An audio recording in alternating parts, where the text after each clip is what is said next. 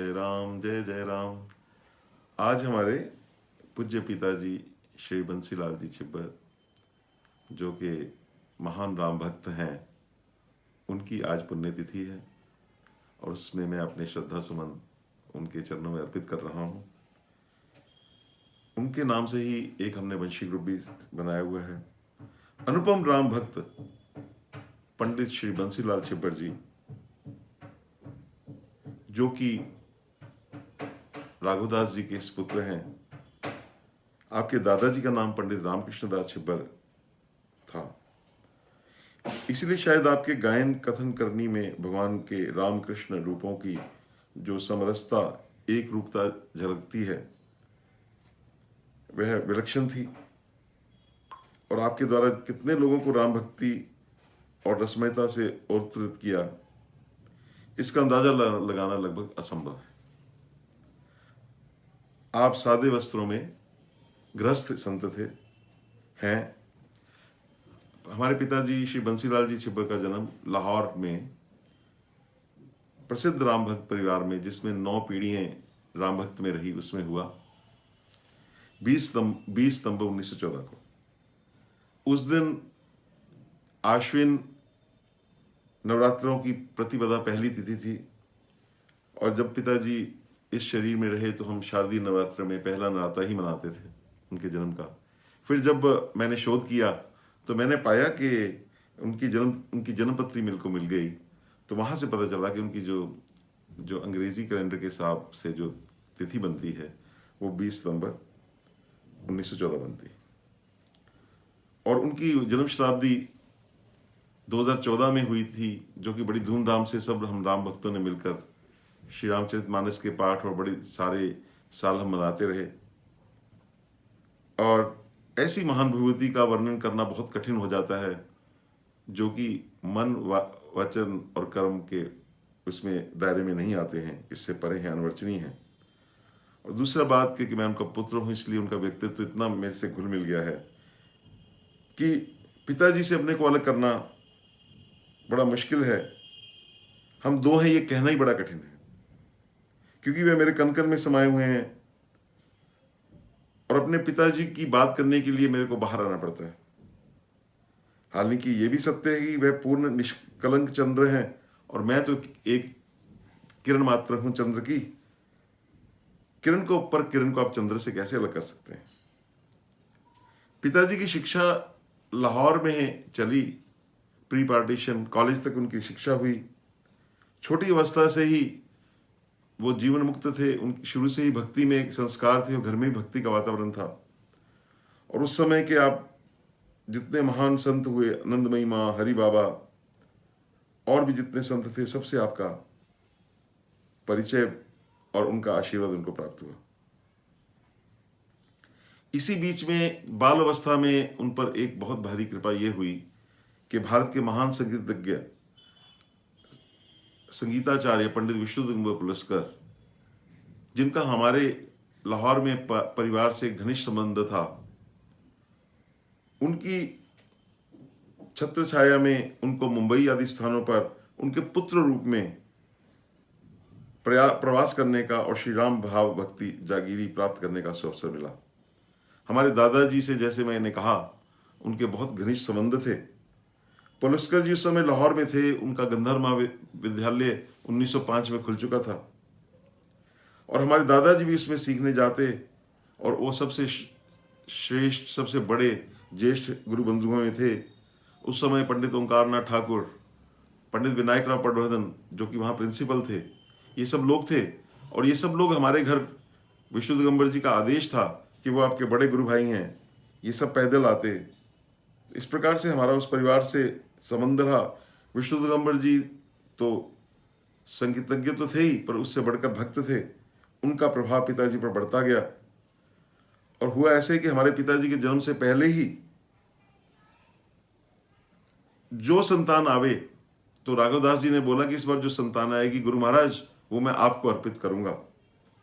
तो देवयोग से पिताजी के जन्म के बाद ये बात आई गई हुई, पुत्र मोह के कारणवश या कोई और कारण बन गया होगा, पर भगवान श्री राम ने ऐसा संयोग बनाया कि जब हमारे पिताजी 5 वर्ष के थे तो वहाँ लाहौर में एक माता जी था, उनका स्थान था वहाँ पे। वहाँ पिताजी को जाने का सुअवसर मिला। वहाँ पंडित विष्णु दिगंबर जी का दैवीय गायन हुआ। उस गान को सुनकर पिताजी मूर्छित हो गए और उन्होंने अनशन कर दिया और ये जिद पकड़ ली कि मैं अब इस जीवन में उनके साथ ही जाऊंगा। अब गुरु महाराज जी ने भी कहा कि बंसी हमारे साथ रहेगा। इस प्रकार गालबन 1919 से सन 1923 तक पिताजी उनके साथ पुत्र रूप में मुंबई और भी रजवाड़े जहां जहां विष्णु दिगंबर जी जाते अपने पुत्र में पंडित डीवी पुलस्कर से पहले उनके साथ रहे। तो विष्णु दिगंबर जी ने वहां डिक्लेयर भी किया था कि हम बंसी जी को अपना शिष्य नहीं अपना बेटा बनाकर लेके जा रहे हैं। कितनी सौभाग्य की बात थी। उनका बहुत ध्यान रखा जाता था पिताजी का, क्योंकि वो पंजाब से थे।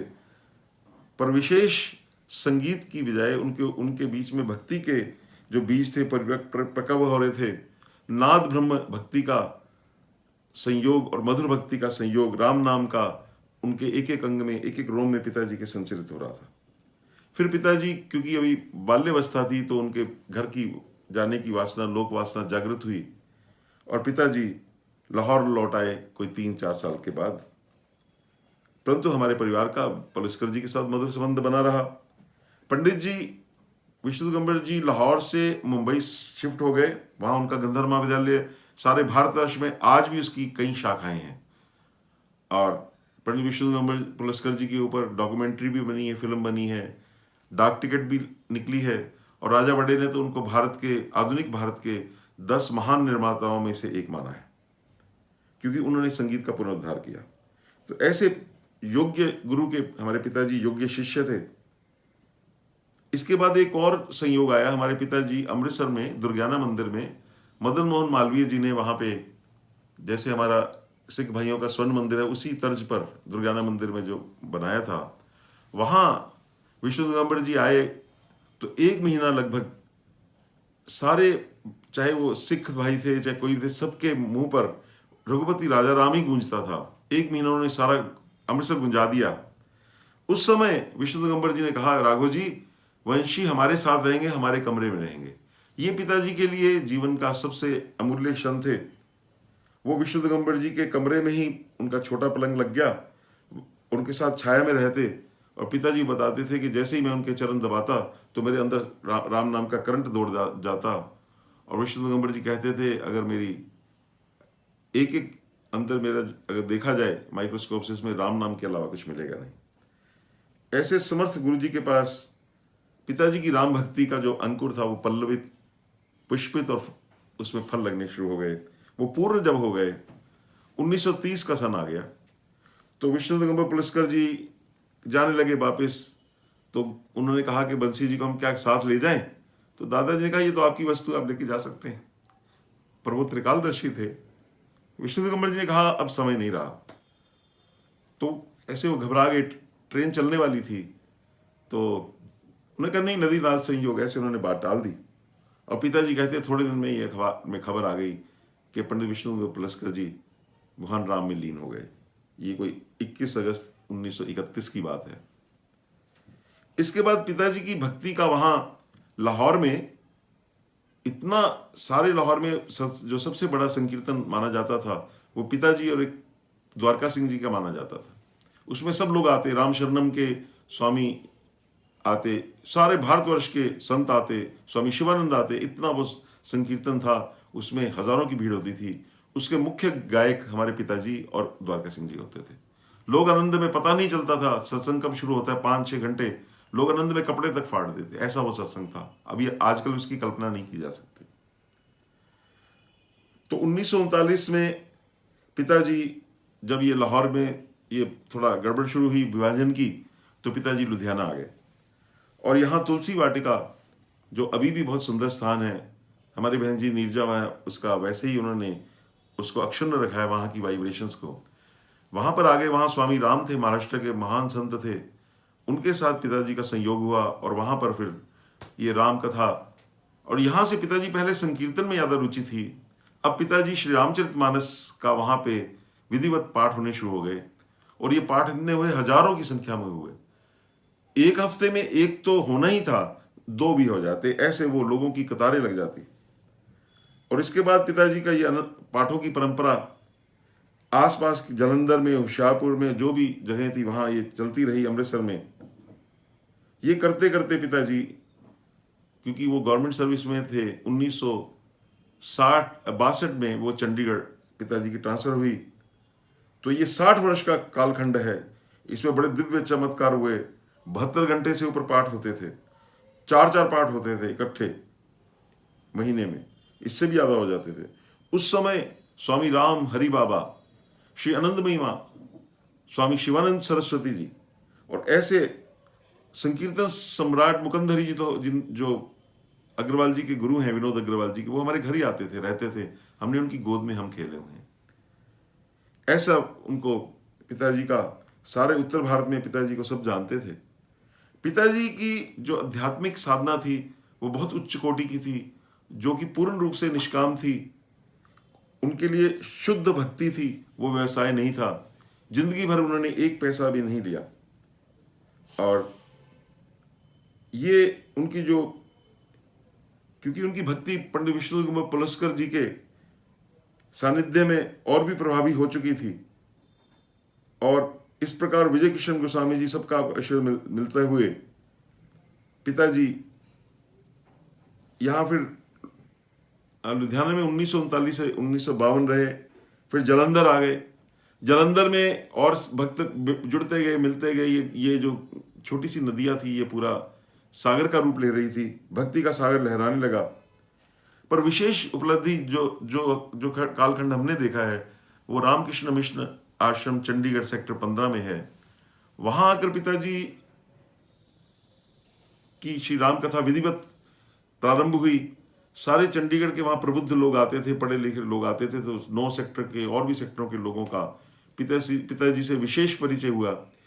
ये पिताजी का एक तरह कंट्रोल सेंटर बन गया। वो भक्ति सारे चंडीगढ़ में लोग आते रहे। पिताजी 15 में ही रहते थे।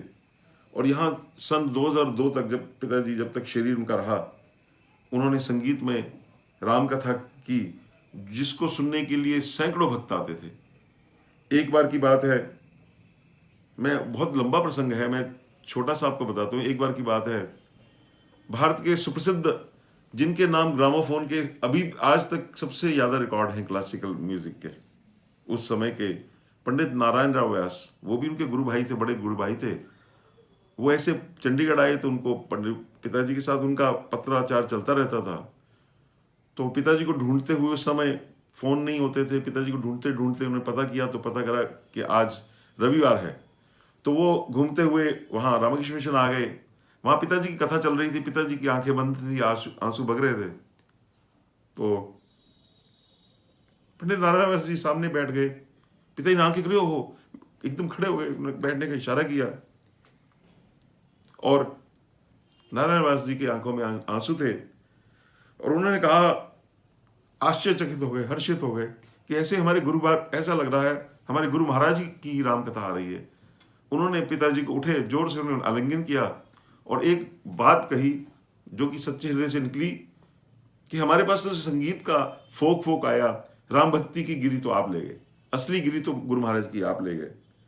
ये उनका एक तरह से ये समझिए उनका विशेष स्नेह भी था और बड़प्पन भी इसको कह सकते हैं, ऐसा था।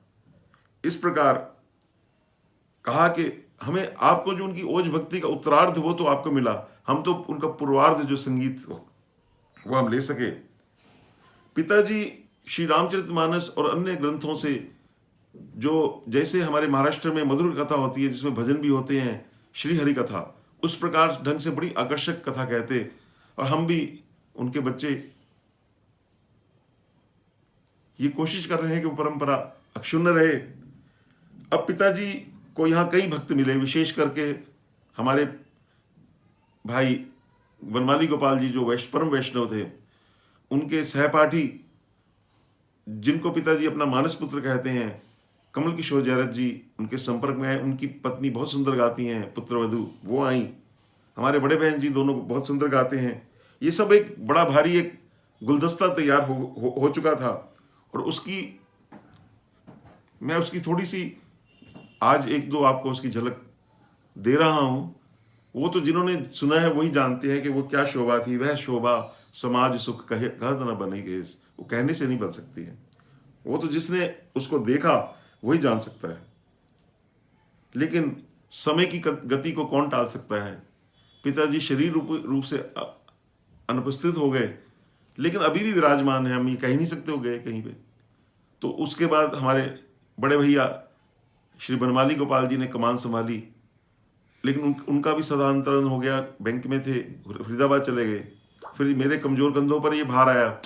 मैं भी पिताजी की वहाँ रामकृष्ण मिशन में कई साल कथा करता रहा और बड़े प्रबुद्ध लोग आते थे। मेरा ये सौभाग्य है, विशेष करके रामनवमी के दिन तो पिताजी का वैभव देखने को बनता था। उस दिन तो ऐसा लगता था साक्षात राम आए हैं। इस प्रकार ये गिलहरी प्रयास जारी है। और आप सब आशीर्वाद दें। और पिताजी का दिव्य संदेश एक ही है कि हर समय राम नाम लेते रहें। Feel his presence all everywhere all the time, ये उनका संदेश हमेशा रहता था। अंतिम क्षणों तक ये कहते रहे। और एक चौपाई हमेशा बोला करते, राम ही सुमरिय गाइय राम ही, संतत सुनिए राम गुण ग्राम ही। यही हमारे जीवन का मिशन हो। ऐसा प्रभु श्री राम अनपायनी कृपा करें। पूज्य पिताजी के चरणों में मैं बार बार प्रणाम करता हूं। और आप सब हमारे सबको आशीर्वाद दें, ताकि ये जो श्री राम धारा हमारे परिवार में चली है ये ऐसे ही बहती रहे। जय जय श्री सीताराम। बोल श्री राजाधिराज रामचंद्र महाराज की जय।